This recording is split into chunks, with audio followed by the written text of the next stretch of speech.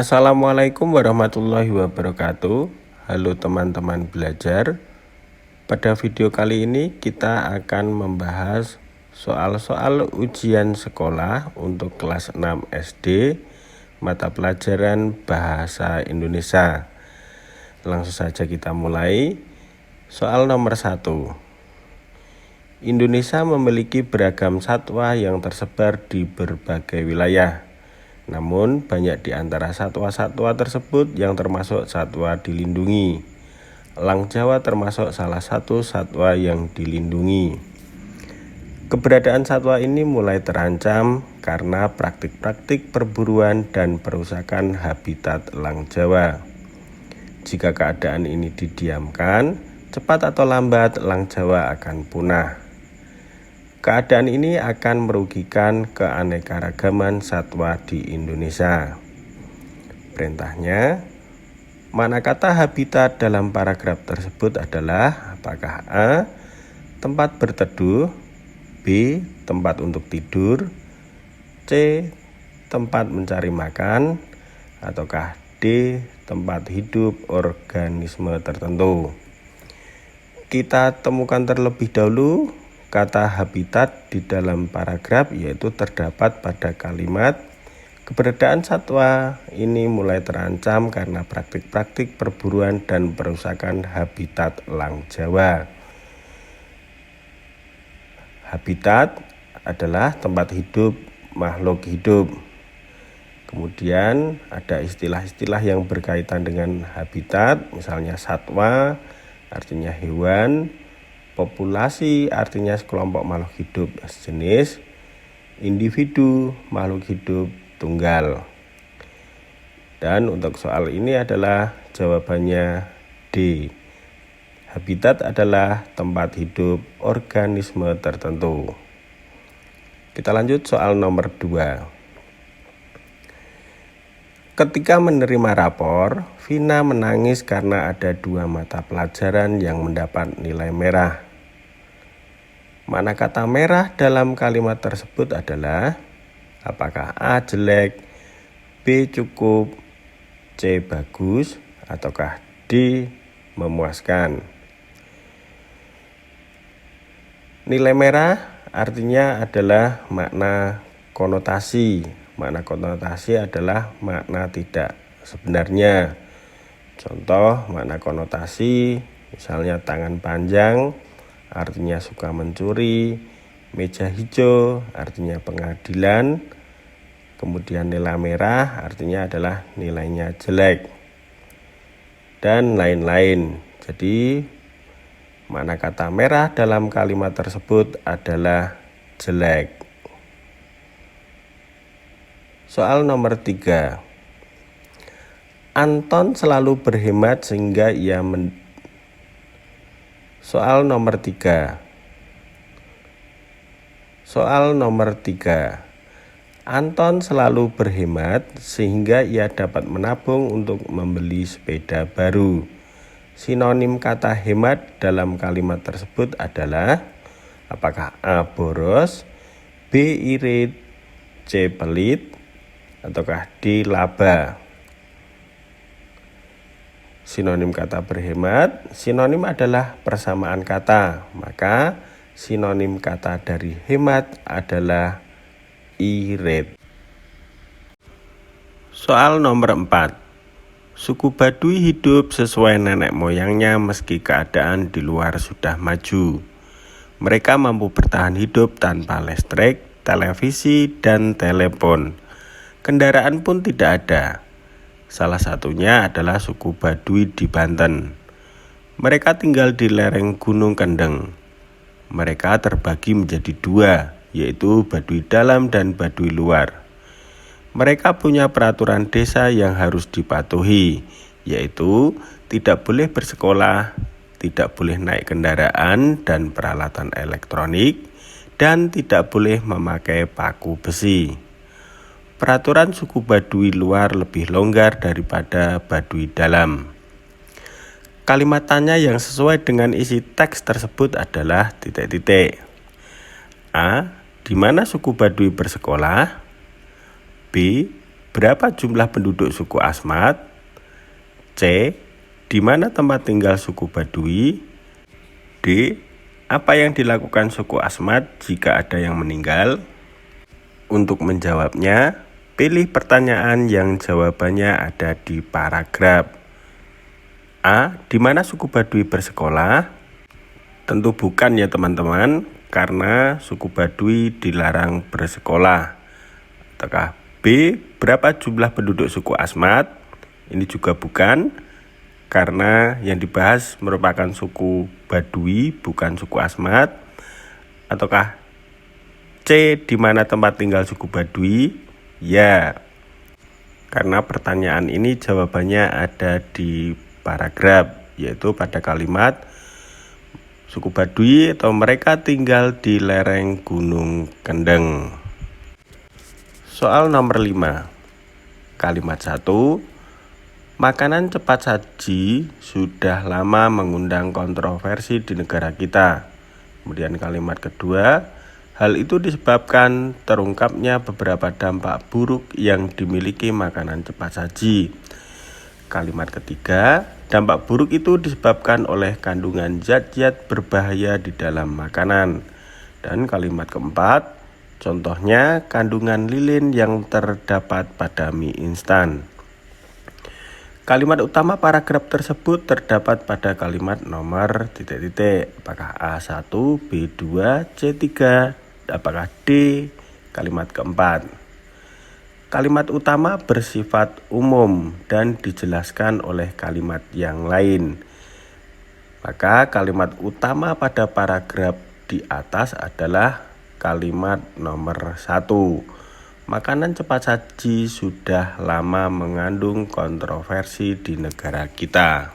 Jadi jawabannya adalah A, kalimat nomor 1. Soal nomor 6. Sejumlah petani melon di Desa Kudu, Kecamatan Baki, Sukoharjo mengalami gagal panen. Kerugian petani melon di desa itu mencapai belasan juta rupiah.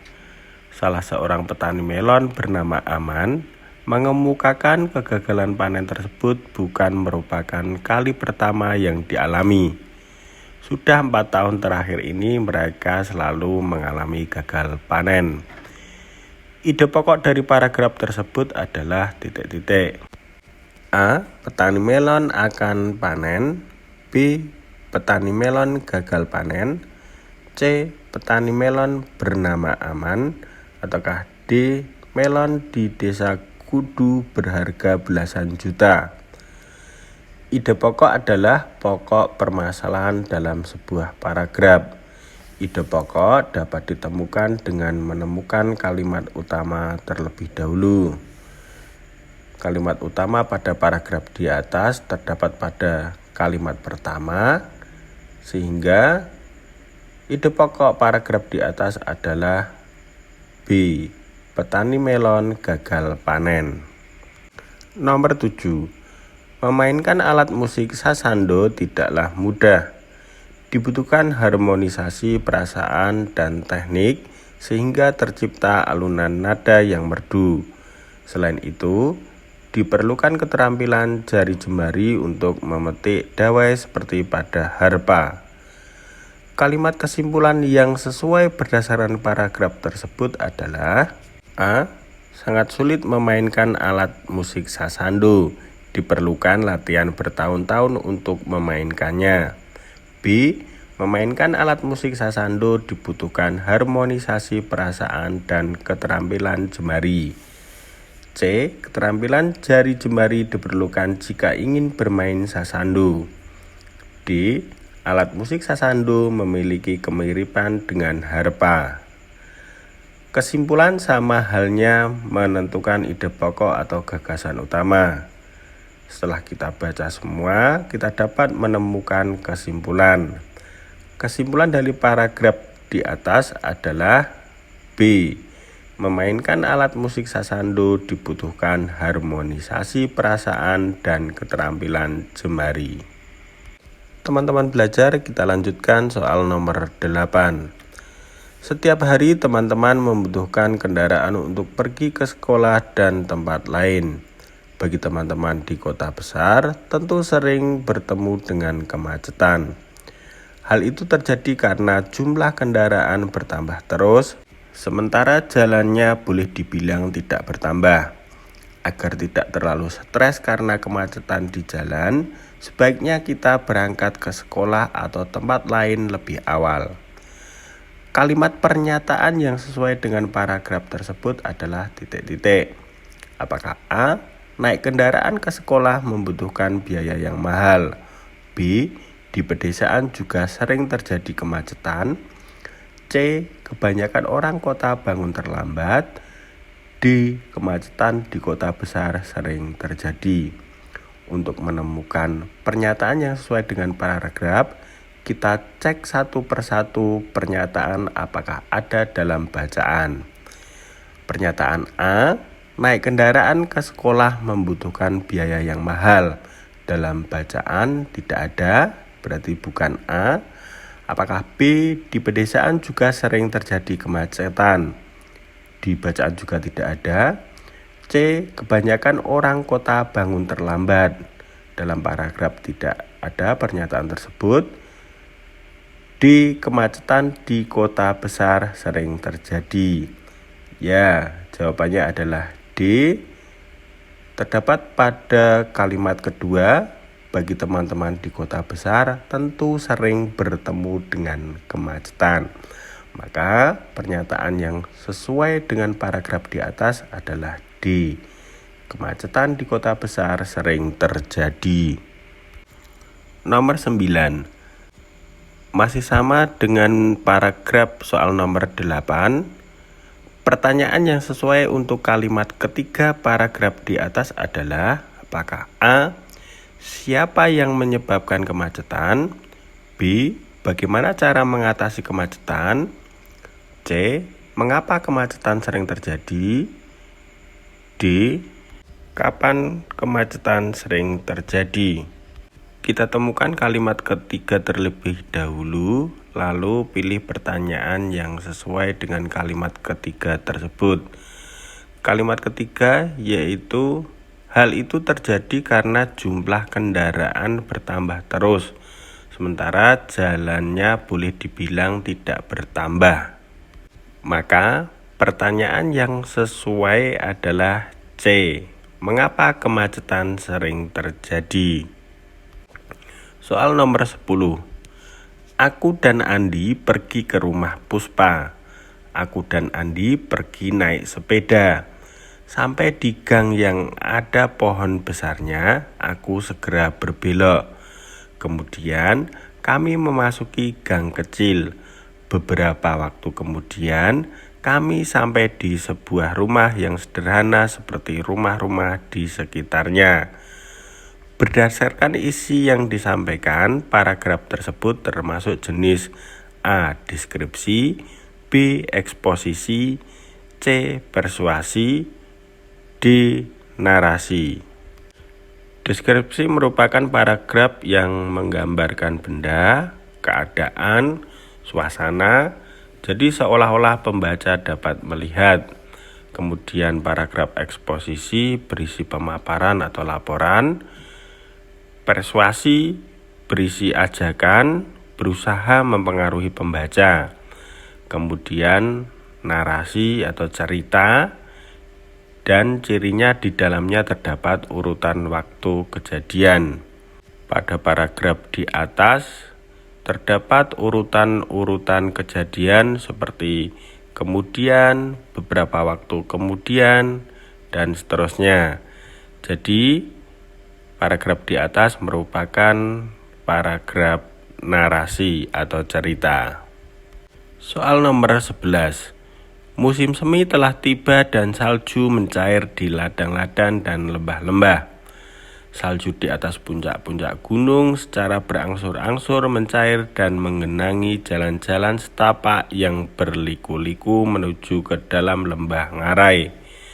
Bergabung dengan sebuah aliran air yang deras dan berdebur memperlihatkan kesadaran alam.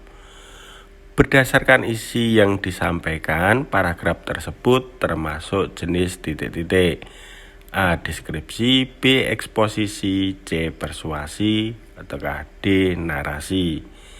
Kita ingat penjelasan pada soal nomor 10 tentang deskripsi, eksposisi, persuasi, dan narasi.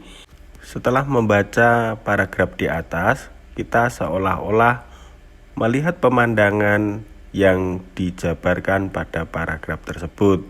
Maka jawabannya adalah A. Deskripsi. Nomor 12. Hutan bakau tumbuh baik di daerah air payau yang dipengaruhi oleh pasang surut air laut. Keberadaan hutan ini sangat penting untuk menjaga kelestarian lingkungan pesisir pantai. Salah satu fungsi hutan bakau adalah mencegah abrasi yang disebabkan oleh gelombang air laut. Fungsi ini sangat erat kaitannya dengan bentuk akar pohon bakau yang mampu menahan tanah dari abrasi. Kejadian yang dapat diprediksi dari bacaan tersebut jika hutan bakau banyak yang mengalami kerusakan adalah titik-titik. Apakah A. terjadi pengikisan daratan pantai karena abrasi air laut, ataukah B. gelombang air laut akan bertambah, C. makin kencang embusan angin di pantai, ataukah D. gelombang air laut akan surut. Dalam paragraf dijelaskan bahwa salah satu fungsi hutan bakau adalah mencegah abrasi. Maka, jika hutan bakau banyak yang mengalami kerusakan, maka terjadi pengikisan daratan pantai karena abrasi air laut. Maka jawabnya adalah A. Soal nomor 13. Teks 1. Fitri termasuk anak yang malas. Setiap ayah dan ibunya pergi, ia hanya menonton TV di rumah. Ia tidak mau memasak, menyapu, dan membereskan rumah. Ia juga tidak mau belajar. Teks 2. Vika anak yang dapat diandalkan. Jika di rumah sendirian, ia mencuci baju, memasak, dan merapikan barang-barang di rumah. Ia juga belajar sendiri. Tidak heran jika Vika selalu mendapat peringkat pertama di kelas. Persamaan kedua teks tersebut adalah sama-sama membahas tentang titik-titik. Apakah A. sifat seseorang, B. malas belajar, C. peringkat di kelas, ataukah D. kebersihan rumah. Teks 1 membahas Fitri yang malas, kemudian teks 2 membahas Vika anak yang rajin. Malas dan rajin merupakan sifat seseorang. Maka persamaan dari kedua teks tersebut adalah A. sifat seseorang. Nomor 14. Bella sangat suka membaca buku cerita di hari Minggu. Dia mulai membaca buku pukul 7 WIB. Dia bisa menyelesaikan buku tersebut dalam waktu 2 jam. Denny juga membaca buku yang sama dan mulai membaca dalam waktu yang sama. Akan tetapi Denny baru selesai 30 menit kemudian. Dari paragraf di atas dapat dimasukkan dalam tabel. Bella mulai membaca pukul 7, waktu selesai pukul 9. Kemudian Denny mulai membaca pukul 7 dan selesainya adalah titik-titik. Berdasarkan paragraf di atas, informasi yang tepat untuk melengkapi tabel adalah titik-titik. A. pukul 8, B. pukul 9, C. pukul 9.30, ataukah D. pukul 10. Dari paragraf di atas diperoleh informasi bahwa Denny selesai membaca 30 menit kemudian setelah Bella. Jika waktu selesai Bella adalah pukul 9, maka 30 menit kemudian pukul 9.30. Jadi jawabannya adalah C. Nomor 15. Ibuku adalah penjual bolu kukus. Setiap hari ia membuat adonan bolu kukus dan langsung mengukusnya. Ibu mulai membuat bolu kukus sejak pukul 5.00.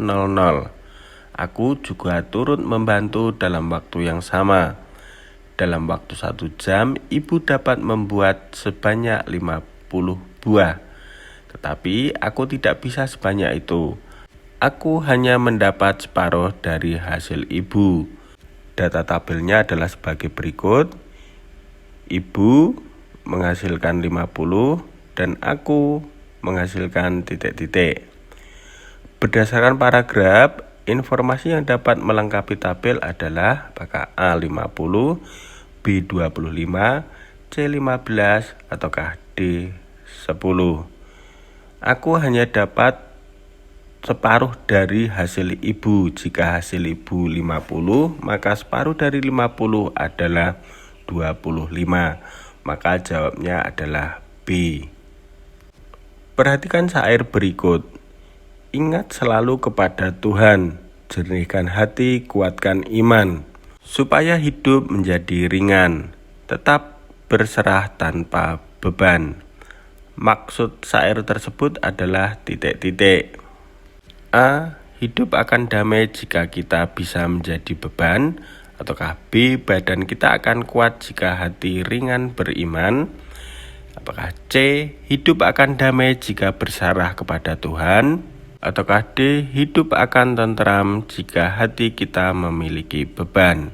Jawabnya adalah C. Hidup akan damai jika berserah kepada Tuhan. Nomor 17. Bacalah pantun berikut ini. Asam kandis asam gelugur, ketika asam si riang-riang. Menangis mayat di pintu kubur, teringat badan tidak sembahyang. Isi dari pantun tersebut adalah titik-titik. Apakah A. Penyesalan karena tidak sekolah, B. Menangisi orang yang sangat disayangi, C. Penyesalan karena tidak memanfaatkan waktu dengan baik, ataukah D. Penyesalan orang yang sudah meninggal karena tidak sembahyang. Dalam pantun, baris 1 dan 2 adalah sampiran, baris 3 dan 4 adalah isi. Maka isi dari pantun di atas adalah menangis mayat di pintu kubur, teringat badan tidak sembahyang. Artinya adalah D. Penyesalan orang yang sudah meninggal karena tidak sembahyang. Soal nomor 18. Mawar, selamat pagi. Ceria sekali kamu hari ini, sapa merpati yang hinggap di salah satu batang daun pohon jambu dekat bunga mawar. Kau rupanya merpati. Tentu saja aku sangat ceria. Apa kau tak lihat semakin lama aku semakin mekar dan cantik? Jawab mawar. Ya, kau memang cantik, mawar. Pantas saja semua orang sangat menyukai kecantikanmu, puji merpati lagi. Mawar selalu merasa bahwa dirinya adalah bunga paling sempurna dari bunga lain yang pernah ada. Benar mawar, kau sangat cantik. Puji rumput yang tumbuh tak seberapa jauh dari mawar. Tentu saja aku memang cantik. Orang-orang menyukaiku dan sangat peduli padaku. Mereka selalu merawatku dan menjadikanku hiasan di halaman mereka. Sedangkan kau, sindir mawar pada rumput. Rumput sedih mendengar ucapan mawar, tapi tak bisa ia pungkiri bahwa apa yang telah dikatakan mawar memang benar. Ia hanyalah rumput liar yang bahkan hanya mampu mengotori halaman. Sifat tokoh mawar dalam cerita tersebut adalah titik-titik. Untuk menjawabnya, kita harus menemukan pada bacaan yang menunjukkan sifat mawar, yaitu terdapat pada kalimat, mawar selalu merasa bahwa dirinya adalah bunga paling sempurna dari bunga lain. Dengan kata lain, sifat mawar adalah D. Sombong. Nomor 19, masih dengan bacaannya sama. Latar tempat pada teks cerita tersebut adalah apakah A. di halaman, B. di kelas, C. di lapangan, ataukah D. di jalan. Latar tempat adalah lokasi terjadinya peristiwa. Maka latar tempat pada teks cerita di atas adalah di halaman. Jawabnya adalah A. Soal nomor 20, masih dengan bacaan yang sama. Berikut ini yang bukan tokoh dalam cerita tersebut adalah titik-titik. Tokoh adalah pelaku yang terlibat dalam cerita atau dalam sebuah bacaan. Tokoh pada bacaan atau paragraf di atas adalah mawar, merpati, dan rumput. Jadi, yang bukan tokoh dalam cerita di atas adalah A. Kucing.